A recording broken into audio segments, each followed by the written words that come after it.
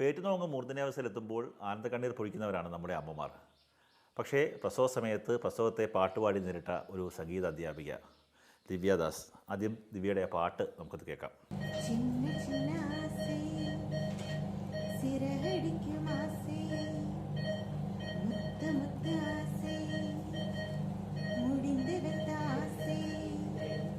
ദിവ്യയുണ്ട്, ഭർത്താവുണ്ട്. ഈ സാധാരണയൊക്കെ നമ്മൾ കേട്ടിട്ടുള്ളത് പേറ്റുനോവ് വരുമ്പം അമ്മമാർ കരയാറുണ്ടെന്നാണ്. പക്ഷെ ആ വീഡിയോ കാണുമ്പോൾ ഭയങ്കര ഹാപ്പി ആയിട്ട്. എന്തായിരുന്നു അങ്ങനെ കാര്യം? അത് ആക്ച്വലി ഡോക്ടർ നോർമൽ ഡെലിവറി എന്നായിരുന്നു ആദ്യം പറഞ്ഞിരുന്നത്.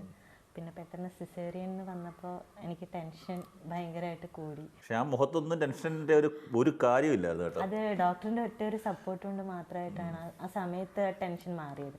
അത്രയും സപ്പോർട്ടീവായിട്ടുള്ളൊരു ഡോക്ടറാണ്. ടെൻഷൻ അടിച്ചിട്ട് അവസാനം ഡോക്ടർ തന്നെ പറഞ്ഞു, ഒരു കാര്യം ചെയ്യും, ഒരു പാട്ടൊക്കെ പാടാൻ പറഞ്ഞു. അപ്പോൾ മോളെ എടുത്തതിന് ശേഷമാണ്. അപ്പോൾ മോളെ എടുത്ത് സ്റ്റിച്ച് ചെയ്തുകൊണ്ടിരിക്കാൻ നേരത്തെ തന്നെ ഡോക്ടർ പറഞ്ഞു പാടാൻ. അങ്ങനെ പാടിയപ്പോൾ കുറേയൊക്കെ, അപ്പോൾ പിന്നെ ഞാൻ കുറച്ചും കൂടെ ഫ്രീ ആയി പാടിക്കഴിഞ്ഞപ്പോൾ. അപ്പോൾ അത് കഴിഞ്ഞതിന് ശേഷം പിന്നെ ഡോക്ടർ പറഞ്ഞു അവരുടെ ഹോസ്പിറ്റലിൽ ആദ്യത്തെ ഒരു സംഭവമാണത്, ഓപ്പറേഷൻ തിയേറ്ററിൽ ഇങ്ങനെ ഒരു പാട്ടൊക്കെ പാടുന്നതെന്നൊക്കെ പറഞ്ഞു.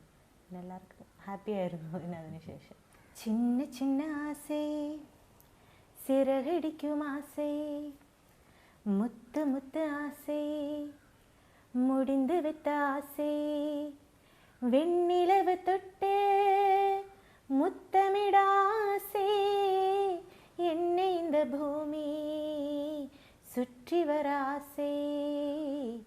എന്താണ് ഈ ആൾക്കാരുടെ ഒരു പ്രതികരണം?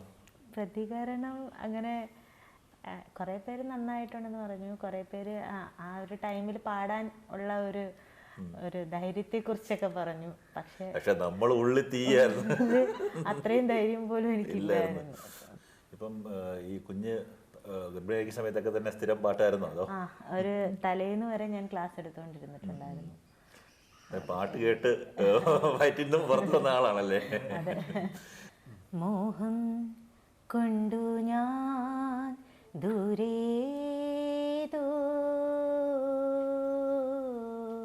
ഈണം പൂത്ത നാൾ മധു തേടിപ്പോയി. എന്തായാലും പാട്ടുപാടി പ്രസവത്തെ നേരിട്ട്, പേടിച്ചിട്ടാണെങ്കിൽ പോലും പാട്ടുപാടി പ്രസവത്തെ നേരിട്ട് എല്ലാവിധ അഭിനന്ദനങ്ങളും ആശംസകളും. ക്യാമറമാൻ ഷാസ്വരീതിനൊപ്പം കണ്ണൻ നായർ, മാതൃഭൂമി ന്യൂസ്, കൊല്ലം.